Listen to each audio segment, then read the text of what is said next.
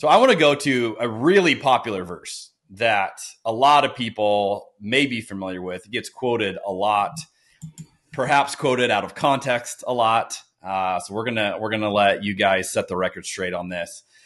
But verse 28 is a beautiful, beautiful statement. Paul says, "And we know that God causes everything to work together for the good of those who love God and are called according to his purpose for them." Now, this, Jeff's sharing his love for verse 26. I would say verse 28 has long been one of my favorite verses.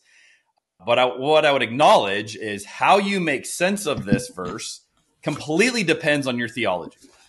And you could, have 5 different people with 5 different theological understandings of God and would probably take this verse in dramatically different directions to the point where you think they're not even citing the same verse. So I'm going to ask a skeptic and a theologian here.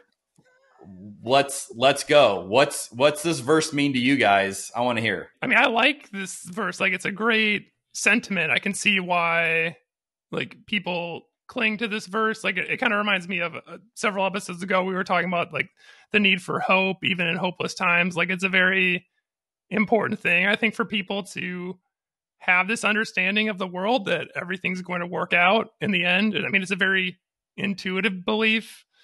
I mean, to be the cynic here, I'd say like it's kind of demonstrably not true, because we don't see this play out in everyone's life. Some people like live very good, comfortable lives, and some people like sacrifice everything, like Christians, like those who love God and are called according to his purpose. Like they do everything they're told and like sacrifice things for God and still suffer and die or are tortured and persecuted or whatever. So I'd say like the only way you could make this verse make sense to my mind is if you say like heaven counts. Like if you say like it all works out in the end because you get to go to heaven at the end of the afterlife.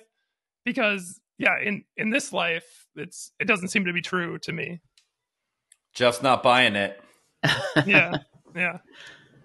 But something tells me Ariel's going to have a more positive spin on this verse. Absolutely, I do. Okay, so there's a number of ways how we could understand like all things working together for good, and I think honestly, Jeff, you're absolutely right. Just being like, well, because we go to heaven, and isn't that great? That's a cop out. It's not a satisfactory answer to what Paul is saying here. What I do think is a more satisfactory answer is that like things on this earth will be made right one way or another, not in the world beyond, in some otherworldly realm, but eventually things that have gone bad will be made good, and things that are dead will be made alive again. And I know that this, like, stop me if I start to sound too out there, but to me it feels like understanding that, okay, this particular verse can be used in a number of ways. We can understand it to say, all things are going to work out good for us Christians, and isn't that great? It's so cool that we're Christians because that's the only way that things are going to work out great for us. The other way that you can understand it is that like we are called according to his purpose as human beings, and in that way things will work out right for human beings because we are uniquely called as humans towards the purpose of God. We were created with a unique purpose, a unique physiology, a unique intellect, something that other animals don't really have in the same way that humans do. And in that way, we're all called according to his purpose. And in that same way, we are all going to see things made right or made good again. There's a great quote from Julian of Norwich: all shall be well, and all shall be well, and all manner of things shall be well. This is somebody who we were talking about, really kind of out there people and unusual folks that had some strange things to say. Julian of Norwich was one of them. And but she had a unique connection with the Creator. She had a unique connection with Jesus, unique in a lot of ways. I'll let you get into that yourself if you want to go read what she wrote. But yeah, I think that like ultimately what this verse is expressing, in my opinion, and based on the different translations that I've read, and I'll read the Voice. I brought up the Voice earlier, didn't I? I'm going to bring up the Voice. Yeah, sure. In the Voice, it says, "We are confident that God is able to orchestrate everything to work towards something good and beautiful when we love him, and accept his invitation to live according to his plan." There's not really a set timeline there, though, is there? Maybe a way you could explain it is like it'll all work out over a long enough period of time, right? Like maybe the individual human life doesn't matter, or like an individual person might just live a life of suffering, even though they're serving God their whole life. But in the end, all things will be made right, and that's how you interpret this verse, like the human history at large, or all of creation history at large. Is that correct? Yeah, that's kind of how I interpret it. Is Mm-hmm. that even if individual injustices happen to us as people, that those individual injustices, that prejudice, that evil that we experience is not going to succeed in the long run. And you see that play out, that the general motion of human existence has been towards progress of acceptance, towards progress of love, towards progress of unity. We started as a species in a very tribal way, in a very separated way. And as humanity has grown, and as humanity has sort of intermingled, we've become sort of one group, which represents sort of an acceptance among all of us, right?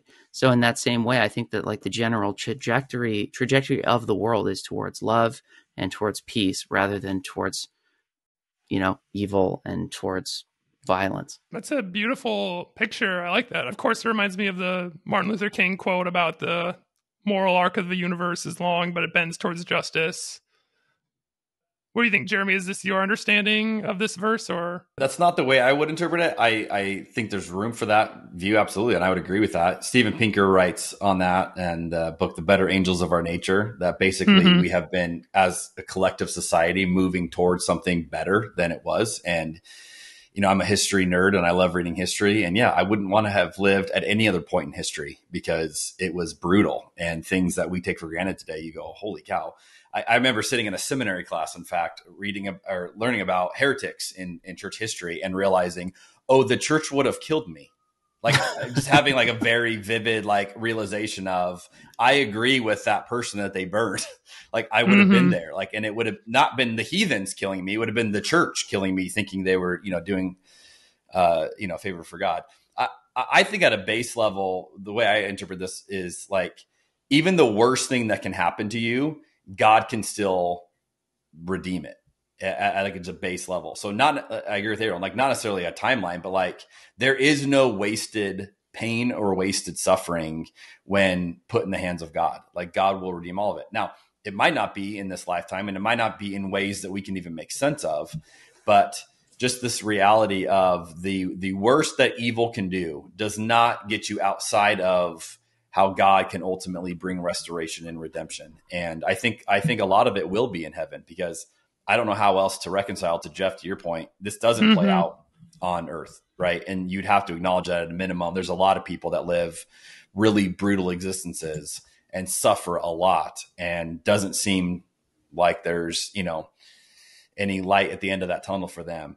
But what we don't know, this is, C.S. Lewis's idea of heaven working backward. We don't know, what does that look like for all eternity when God begins to redeem all things? Like, and his whole idea is like, even the worst pain that you experience on earth, as God works that backwards in heaven and eternity, that becomes a pleasure to you. And that's this beautiful redemption of God. And so I think that's more of like the way I take it is, even when you experience pain and suffering, it's never beyond the scope of how God can use it to redeem or shape you or bring beauty out of it, which is huge, because we as humans do not have this ability, right? Like you can destroy something and we can say like, oh, that what a waste. We will never get that back.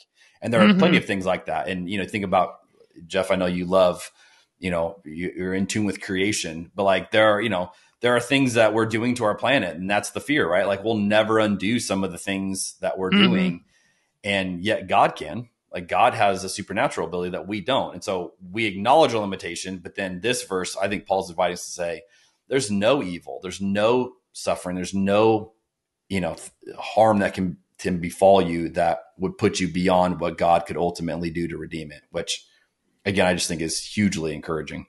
I mean, like verse 18 says that what we suffer now is nothing compared to the glory he will reveal to us later. So I think that's kind of where I got that idea too with my answer of like it must be counting on the afterlife here. So I appreciate you saying that, Jeremy, as well, that it does seem just disingenuous to people like to say that everything works together for good in like the more kind of cliche, maybe even dare I say like Hobby Lobby board version of this verse. This is probably the most Hobby Lobby verse in all of Romans. Right? You have not quoted Hobby Lobby in a while. I'll give that to you. You know what though, too? I think we also have to acknowledge we don't know the supernatural way in which God meets people in pain and suffering. And so we can look at someone else's story and we can conclude that would be the worst thing that could ever happen. And from what we can see, that may be true. We also don't know what is God doing in that person. And, there's just remarkable people throughout history that have defied odds like that. And my daughter's working on a project right now. They have to be a wax museum. And so each of the students has to pick a character, then they stand still, then you hit a button, then they come to life and they, start quoting things from their characters. So she and I were researching this last night, and she's like, Dad, who's a good woman that I could be that really made an impact? And we're talking about different people. Ultimately, we started talking about Mother Teresa, and she'd never heard about Mother Teresa, which I was like, how do you not know who Mother Teresa is? So we started talking about Mother Teresa and all this. And she ended up, you have to put like your first choice, second choice, third choice. So she puts Mother Teresa first. And then today I said, hey, do you think you're going to get that? And she's like, Dad, I'm for sure going to get Mother Teresa. And I was like, how are you so confident? She's like, no one else knows who that is, Dad. And I'm like, okay, this is not the obscure person that you are claiming. And, I was explaining to her, like, Mother Teresa, what she's known for is this remarkable love in the face of suffering, in the face of poverty, in the face of ugliness, and yet just looked like Jesus to people and so sacrificially. And, and even as my daughter was like, trying to understand it, she's like, so did she have a lot of money? It's like, no, like she like literally, I think. And I said, one of the stories I remember about her is like her feet were deformed because she would give everybody else her shoes. And like we look at that and we go, that's horrible. But like, I don't know what her relationship with God was like. I don't know, what kind of sense of fulfillment did she feel? How did the Holy Spirit seem to her? Like, I don't know, you know what I mean? And so I just think we have to acknowledge our own limitations of even when things don't look the way we would want them to, like we don't know how these people are experiencing it. And if God is as good as I think God is, that's what I ultimately put my trust in and say, yeah, I have confidence that God really looks like Jesus and God really is good. And I think however God plays this out, it's going to be beautiful. Have you heard that quote from Mother Teresa from like later in life where she talked about just feeling inner emptiness, like not feeling the presence of God and just feeling this emptiness in her soul? I think about that all the time with a question we talked about a few episodes ago of like, aren't you supposed to feel something? I feel like people talk about this a lot of like feeling fulfilled or feeling like the Holy Spirit lifts your spirits or something like that. Yeah. But I always took that as more of like, she didn't have, to go back to your reference, she didn't have a Hobby Lobby experience of faith. You know what I mean? It wasn't like, hang this on the wall, this is beautiful.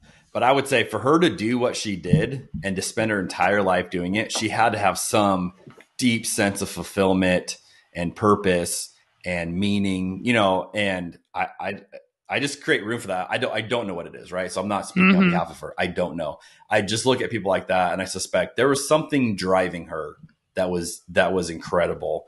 And, I don't know. Yeah. Also, I should acknowledge, like, she's also become a very controversial figure more recently with a lot of people have spoken out about how like who don't agree with her ministry techniques, I suppose, or just the way that like she was proselytizing or like denying people like warm water or something. I didn't come prepared to talk about this, but it's just wanted to acknowledge that not everyone agrees that Mother Teresa is a saint the way that some people portray her to be. Not everyone agrees on anything. Yeah, so we can just acknowledge that and move on. I think we can all agree that verse 28 is not something you should quote to somebody who just had like a relative die or someone close to them that they suffered a massive loss or they just got diagnosed with cancer. Don't tell them that everything is going to work out for the good. Not only is it not what Paul was talking about here, but it's not helpful in the slightest. So take down the Hobby Lobby board. Absolutely. But it does get used and it does get brought up in situations all the time. It wounds people. And they, I was just quoting scripture. I was trying to encourage them. And it's like, it's tone deaf. Oh, good Lord, please save us from ourselves. Yeah, it does get thrown around there quite a bit. So, but it's cool. It's cool that all three of us have unique interpretations on it. That's great. Love to see it.